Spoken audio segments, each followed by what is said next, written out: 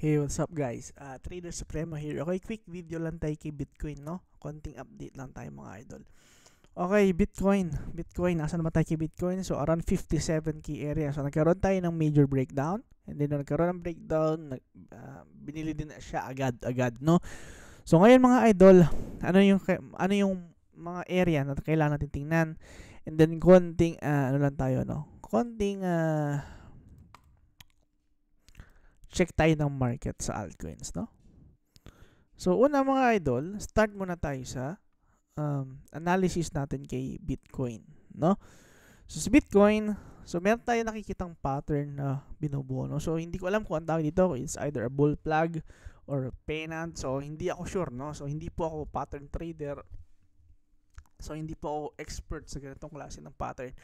Pero, ang gusto ko lang iparating is, meron tayong same pattern na print, no, last cycle na kung saan naging start ng bull run, no? So meron din tayong crash na naganap last cycle, which is yung tinatawag natin COVID crash, no? And then nagkaroon tayo ng bull run, no? Nakita nyo yung galaw ng market nun. Okay? So, okay. So, makikita nyo to sa Twitter, no? So, marami kayong makikita na ganito yung sinasabi nila. Is it a possible bottom? Pwede, no? So, ngayon kasi, ito yung makikita mo dito. Ito ay long liquidation. Mga liquidation ng long. Bakit? Papakita ko sa inyo kung bakit to naging long liquidation, no? Kung papansin mo, ito pong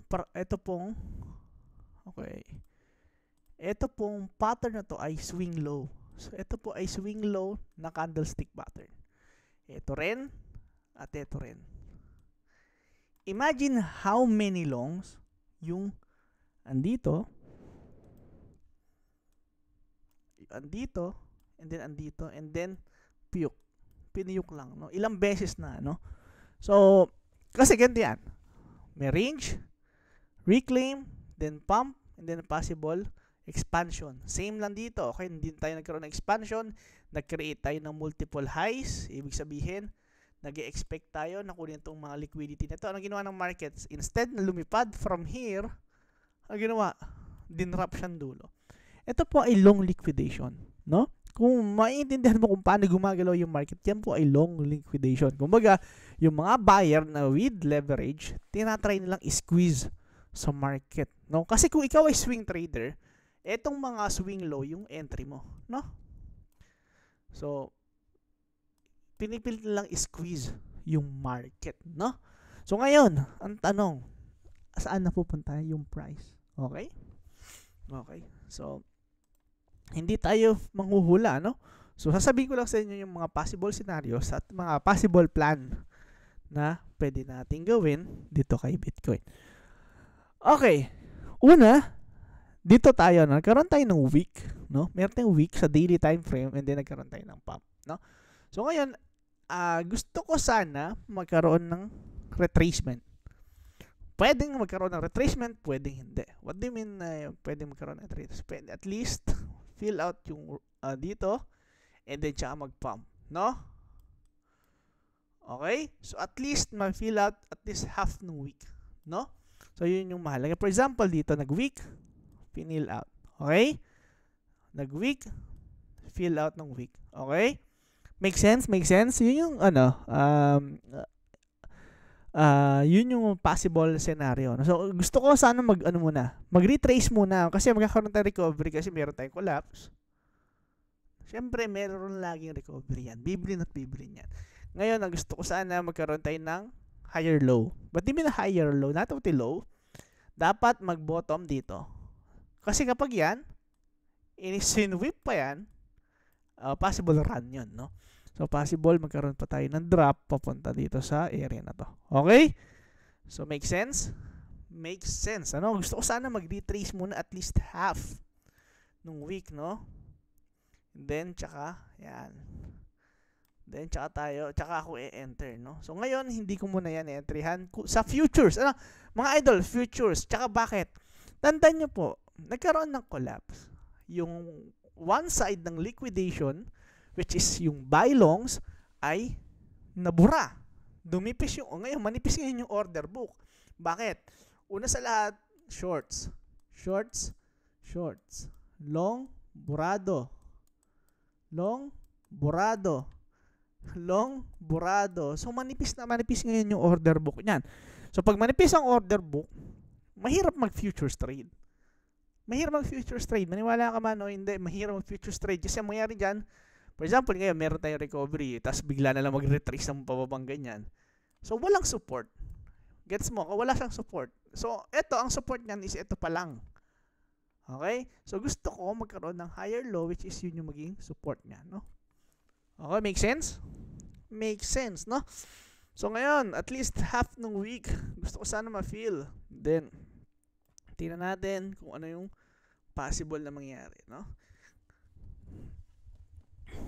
Okay, gusto ko sana next week mag-create ng range, no? Na mas mababa. Kasi, ang makikreate na range niyan is mataas. Ang gusto ko sana at least ganyan, no? Nakapaloob na range and then possible. Okay, mataas dito previous week low na yan, no? So, yun yung mga nakikita kong scenario. Pero hindi po agad-agad yan gaganda. Okay? Kakakolapse lang. Huwag kayong mag-expect na sobrang gandang price action yan. So, etong nakikita nyo yung paangat na yan ay recovery after the collapse. Kaya chill. Chill lang, no? Huwag kayong ma-FOMO. Ilang beses na dito, FOMO, dito, FOMO. Lahat. Actually, lahat to, meron po tayong mga entry sa futures. Sa spot, yes, nagsisibili ko. Tuwing mo ibili ko, bumabagsak. It doesn't matter kasi DCA naman yun eh. Okay? So, tuwing bumabagsak, bumibili. Ngayon, nasa point na ko na ubus na yung pambili ko. Okay lang yun. Sabi ko nga doon sa group ko na okay, ganito. Kung meron ka pang pambili, buy more. Kasi ang ganda ng price sa totoo lang. So, discounted. Kumbaga, halos free mo na binibili yung mga coins. Ano? Sobrang mura mga idol. Pangalawa, kung wala ka ng pambili pero meron ka pang futures trade, maganda yon. Mag-trade ka lang na mag-trade and then kapag nananalo ka, tsaka mo ibili hanggat mababa pa yung price. Ngayon, for example, meron kang pang futures pero ibinili mo na rin just to secure bag mo ng spot bag, no, para makasecure ka ng spot bag sa murang halaga, ibinili mo na. Okay lang yun. So, hold na lang. Relax, hold. Gumawa ka ng ibang hassle, no? So, sa ngayon, yun lang yung nakikita. Sa futures trade, ito mga idol, no? So, gusto ko sana mag-retrace at least half ng week. Then, tsaka magkaroon ng pop, no? Yun yung nakikita ko. Pero, tandaan nyo po na, sa higher time frame to, sa intraweek level, hindi ko po chine-chase yung ganitong klase ng pattern. Ang ginagawa ko, hinihintay ko mabuo yung range. Ngayon, walang range kasi nga umaangat pa lang yung price. No? Makipakita ko sa inyo lahat yan mamaya, no? So, for example, okay. Balik tayo ngayon sa sa intraweek level. Okay? Intraweek level. Okay? Intraweek level. Okay, intraweek level. Andito tayo, ito sinasabi ko, no? Kaya hindi dapat chine-chase. Bakit? Okay, papakita ko sa inyo mabuti, no? Okay, so nagkaroon tayo ng drop. Nagkaroon tayo ng drop, di ba? Tapos ano nangyari? Nagkaroon ng recovery. Nasaan tayo? Below previous week low. Below previous week low. Previous week low should be acting as a support. Ngayon, acting as a resistance. No? Ngayon, kapag nagkaroon ng big candle dito and then nag-retrace, okay, that's a good entry point. Kasi meron kang support. Pero, nakita mo yan, ang niya, no? So, pwede niyang puntahan lahat yan to retrace. Yung sinasabi ko ni at least half ng week. So, then, yan. And meron po tayong previous month low. Tandaan nyo po, yung trend papunta sa previous week low at not looking strong, no? Not looking strong. Papunta sa previous week low. So, pag yan nag-retrace, gaya ng sabi ko, at least half ng week, meron tayo ditong support which is previous month low. Okay? Make sense? Make sense, ano? So, ngayon, ingat. Pag na-FOMO ka dito, medyo malalim kababagsakan mo. Okay? Or kapag ka, for example, usually kasi kapag may collapse, may follow-up yan eh. na sweep. What do you mean sweep, no? So hindi naman madalas mangyari, no? Meron kasi dalawang klase yan, ano? Either i-fill yung half ng week or magkaroon ng sweep. Sweep and then siya umangat. So dalawa yan. So be careful. Kaya nga ayoko umentry kasi gusto ko makita yung price at least fill yung half ng week. No? No, mga idol, mas malinis para sa akin yun. Ngayon, wala. Nasa taas tayo ng previous week low. Ngayon, papakita ko sa inyo kung bakit kailangan nasa support yan, no? Check natin yung ibang altcoins. Merong altcoins na maganda na nasa above ng previous week low. For example, AKT o Akata, no? Okay, so nakita mo, previous week low, okay, previous week low, okay, deviation, okay, acceptance, habang si Bitcoin paakyat pa lang papuntang previous week low, ano nangyari? Andito na. Ano nangyari? Boom, no? Bam. Doon pa lang kita ka na. Yun po yung sinasabi kong futures trading. Entry ka dito, out ka dito kasi levels. So levels to levels. Yan po yung style natin. So meron kang kita, ngayon yung kita mo ipapasok mo ngayon sa spot bag. So ganun lang, i-rotate mo lang siya ng i-rotate. Ano? So ganun lang yung ginagawa natin. 2 taon na straight. Puro ganun lang yung ginagawa ko mga idol. Ngayon, okay, medyo tinamaan talaga spot bags natin. Pero at least nakakapag-ipon ka ng spot ng investment mo na meron kang conviction, no? So again, papakita ko sa inyo mamaya lahat na papalakasin ko yung loob niyo kung bakit hindi ka dapat matakot, no? So nakita mo, yun yung kinawo-worry ko kay Bitcoin, no? No? Okay, andito pa lang tayo, which is now acting as a resistance. No? So ngayon, kapag yan, pwede yan mag-retrace. So be careful. Pwede namang hindi. Pwede mag-God candle na ganyan, tapos mag-print ng red candle, and then tsaka pump. No? Pwedeng ganun. Pero, okay, tandaan nyo po, yung trend, 3 days na, papunta na sa previous week low. No? So pwede yan mag-retrace. So be careful. No?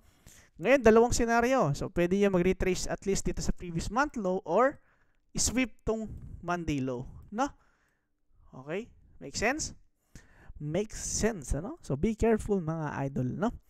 Then Ethereum. Punta tayo, okay na kay Bitcoin, no? So mali na tayo kay Bitcoin. So kay Ethereum, okay, meron tayong yearly open. I think ito maganda, balikan tong yearly open, no? Again, same ko nang sinabi ko sa inyo, pag tingnan mo yan sa higher time frame, meron tayong week. So at least balikan to, no? Balikan. Then pump. Or sweep, then balikan, no? So dalawa yan. Pwedeng sweep or pwedeng higher low. Mas bullish kapag higher low. Okay? Okay, no? So yun. Pero meron tayo ditong yearly open, no? Which is pwedeng mag-act as a heavy as a strong support, no? But same, nasa baba ng previous week low, ibig sabihin yung range niya mas mababa, kaya siya bearish, no? Okay. So Solana is looking good, to be honest. So last week chinek natin yung strength ni Ethereum versus Solana, mas malakas si Ethereum pero hindi ko alam ba't ganito nangyayari sa price, no? So not looking good si Ethereum but Solana looking good, no? Okay, papakita ko sa inyo, no? Nakita mo to. Above previous week low yung price. Ngayon, pag bumagsak yan, either weekly open or previous week low, meron ka ngayong support.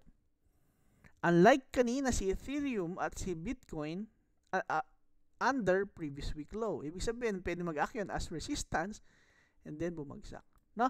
So gets mo? Yan yung po yung halaga na key levels, mga idol, no? Okay, check natin BNB. For me, nasa siya, no, under previous week low. Okay, bakit? Kasi wala pa siyang acceptance. Nakita mo yung candlestick niya dito, so possible magkaroon siya ng drop. dito at least half ng week. Then tsaka natin tingnan, tsaka lang natin i-consider, no? No, pwedeng ganun, no? For now, I think ano to, no? Extended para ilong mo yan. Hayaan mo muna mag-create ng positions yung market, no? Huwag mong habulin, no? Okay, so make sense, ano? Check natin yung ibang altcoins para meron tayong reference sa ibang altcoins. ADA same, weak, no? Nasa previous week low, below previous week low. AVAX above previous week low pero mahina pa rin.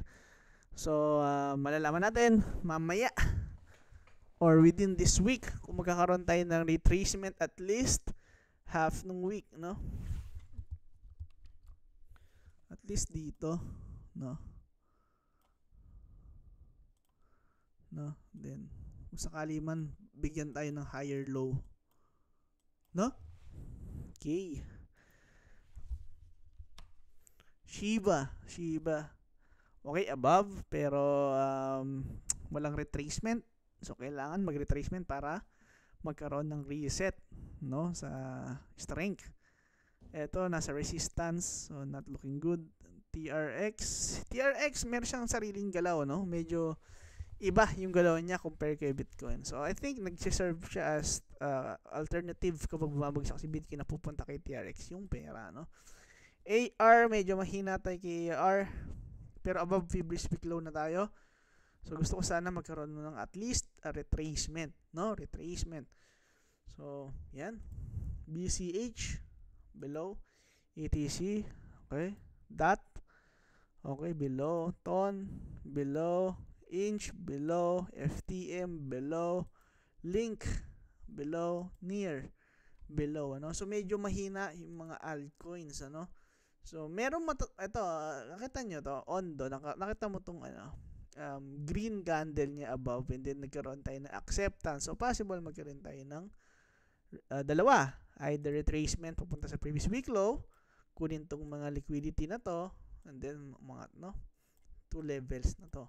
Okay? Or, okay, yun lang naman. Yun yung nakikita kong ano niya, no?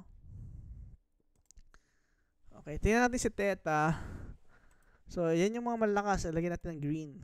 Okay, si Theta, looking good, pero medyo weak pa siya, no? So, hintayin natin mamaya. Pag open ng New York, tingnan natin kung anong gagawin move ni New York. Either ipapump ba siya para magkaroon ng acceptance sa previous week low or magre-retrace. Sakto, Wednesday, no? So, IMX, above.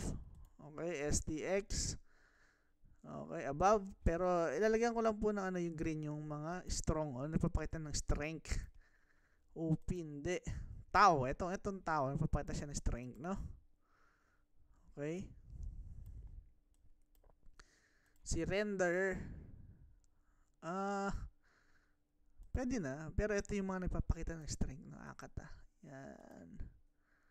Jasmine. I think Jasmine. Hindi. OM, looking good, no? Tia, I think Tia is looking good, no? Previous week low, and then nakita mo naman, yan, isa sa mga ng Supremo range. Previous week low, my favorite entry, no? Okay, for me, previous week low is better than Monday low, no? Monday range. Pero sa Monday range kasi ang dami niyang setup na yan every week, no? Siyempre, halimbawa, for example, nasa gitna ka ng range sa weekly at meron Monday range, sobrang halaga nun, no? Jasmine, nope. Storage, yes.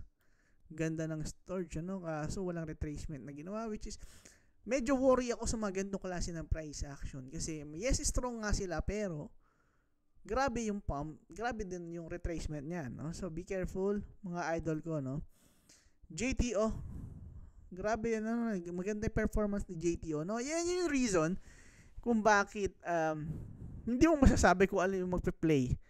For example, yung mga malalakas na coin, last time meron tayong Wild, may Inch, may Ondo, merong ang lalakas nila, di ba? And then suddenly yung JTO halos hindi gumagalaw din. JTO naman ngayon yung malakas. Meron tayong Storage, yung AR grabe galaw nung di ba? 8x AR since nabili natin si AR and then bigla na lang underperform. So hindi mo masasabi talaga. Hindi porket nagpa-perform well siya ngayon, eh, magiging consistent siya. Hindi talaga, hindi po ganun. No, depende yan kung sino yung papasukan ng ng market ng interest, no? So JTO looking good. Cetus above pero hindi ko gusto. H bar above pero hindi ko gusto yung price action. Tingin ko medyo bitin. Suvi looking good, no? Suvi looking good.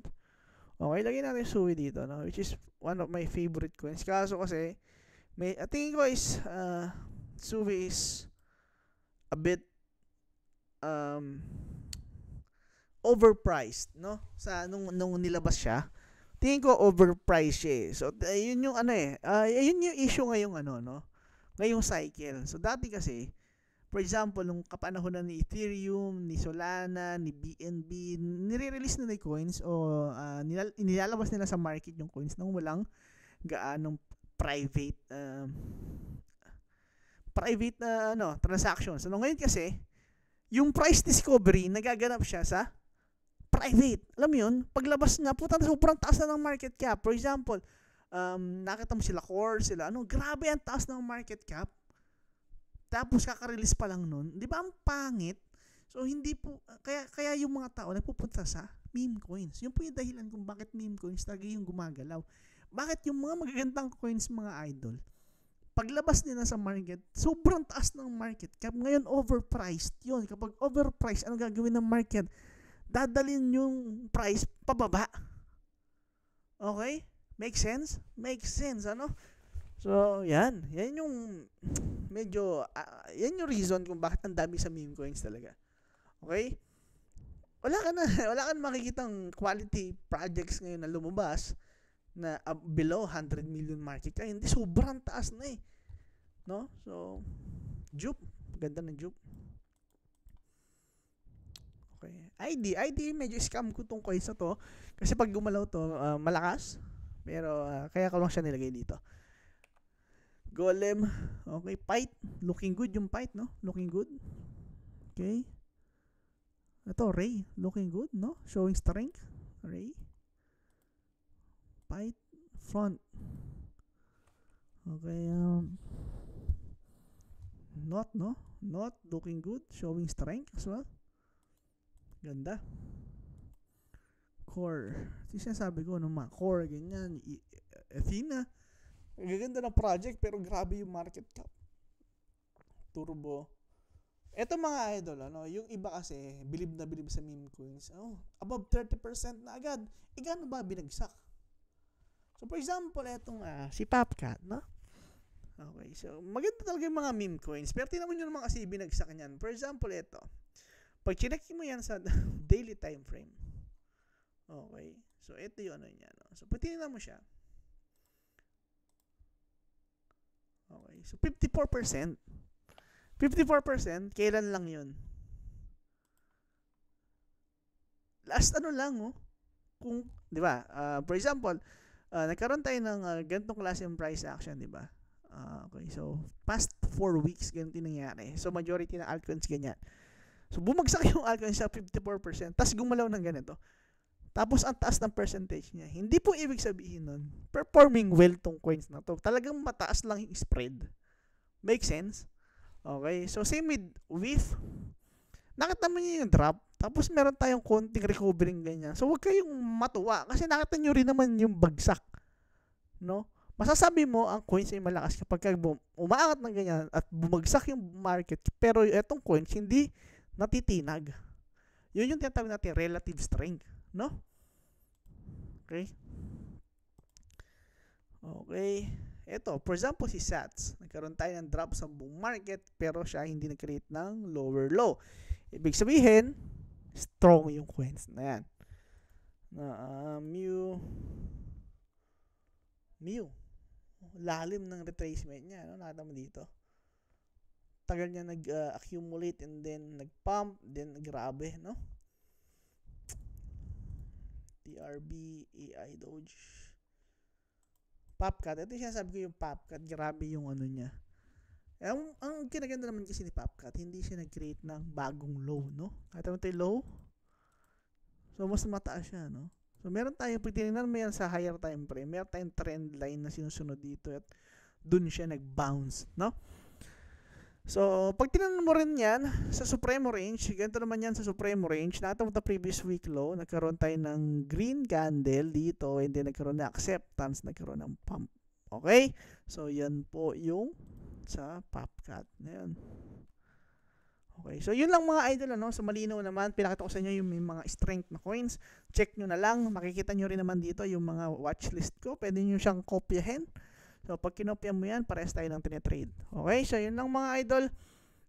Yun lang muna yung magiging update ko. Wala po akong makitang range pa sa ngayon.